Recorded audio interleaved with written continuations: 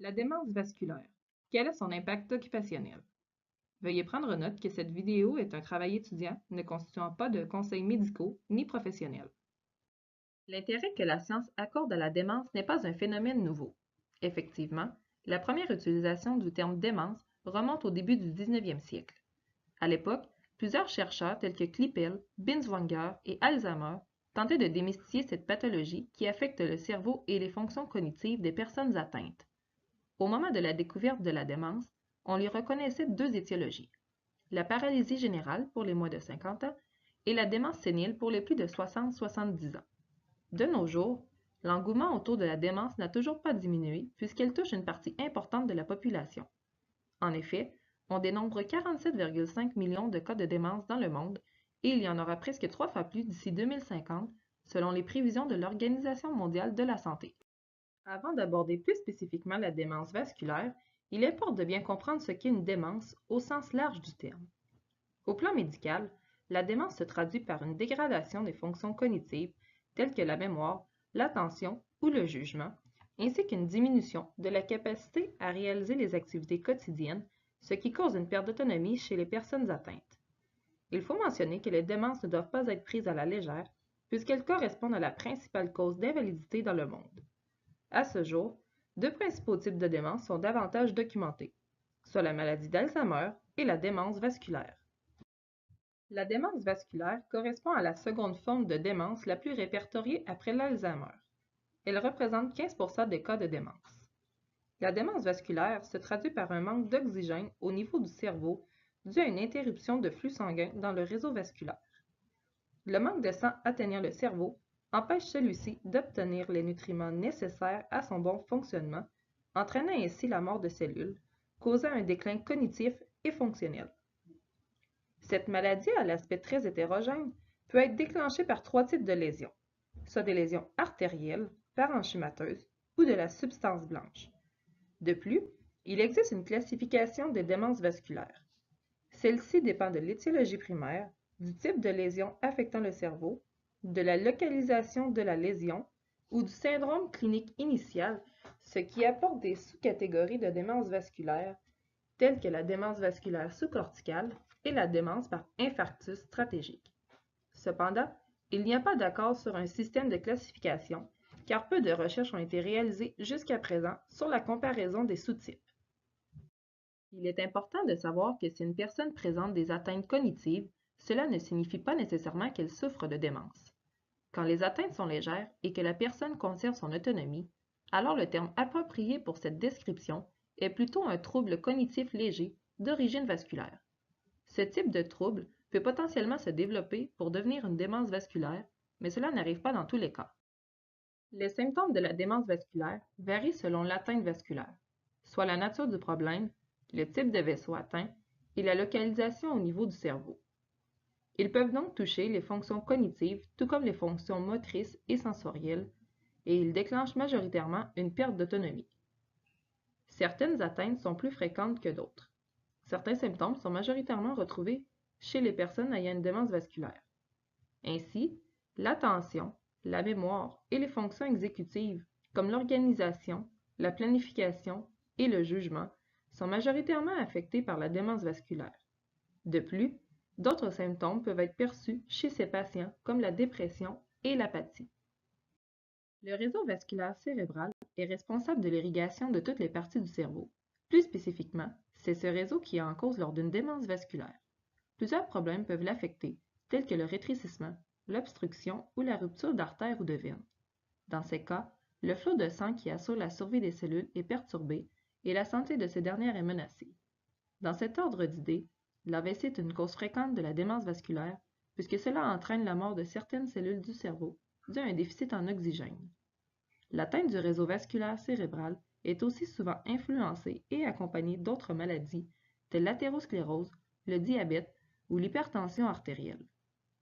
Il y a deux types de facteurs de risque liés à la démence vasculaire, les modifiables et les non modifiables.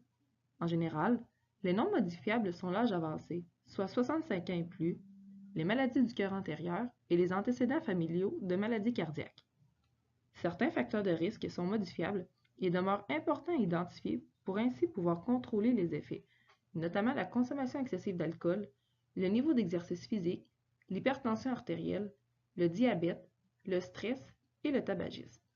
Les facteurs de risque sont généralement les mêmes que ceux pouvant affecter le cœur.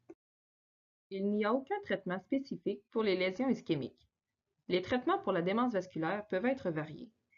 Pour commencer, les principes de traitement généraux sont constitués par le traitement des comorbidités, l'enseignement, la maximisation de l'indépendance et le support au patient et à son entourage. Ainsi, la prise en charge non médicamenteuse est indispensable, soit les thérapies psychocomportementales et les approches neurologiques. Ensuite, il y a aussi comme option les traitements pharmacologiques par l'approche de la modulation des neurotransmetteurs d'acétylcholine, qui peut être fait par des inhibiteurs de l'acétylcholinestérase ou par l'excès de glutamate. Ces approches peuvent diminuer les symptômes de la maladie et ralentir sa progression. Par contre, il y a plusieurs remises en question sur ces traitements médicamenteux. Pour finir, il y a un aspect important dans les traitements qui est la prévention. Pour celle-ci, il est crucial de faire la prise en charge des facteurs de risque vasculaires. De plus, une bonne prise en charge des AVC est importante car c'est la cause principale de la démence vasculaire. Ensuite, la prévention peut aussi être faite au niveau des comorbidités comme le tabac, l'obésité et le diabète. Afin de déterminer si une personne est atteinte de démence vasculaire, il y a généralement 3 symptômes qui contribuent à l'émission du diagnostic. Premièrement, il doit y avoir une atteinte cérébrovasculaire. Ensuite, celle-ci évolue par palier.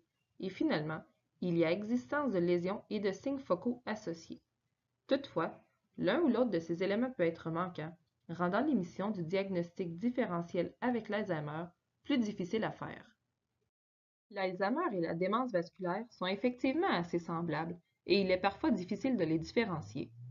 La maladie d'Alzheimer est définie comme étant une maladie irréversible où les neurones meurent et disparaissent graduellement, causant ainsi des troubles de la pensée et de la mémoire.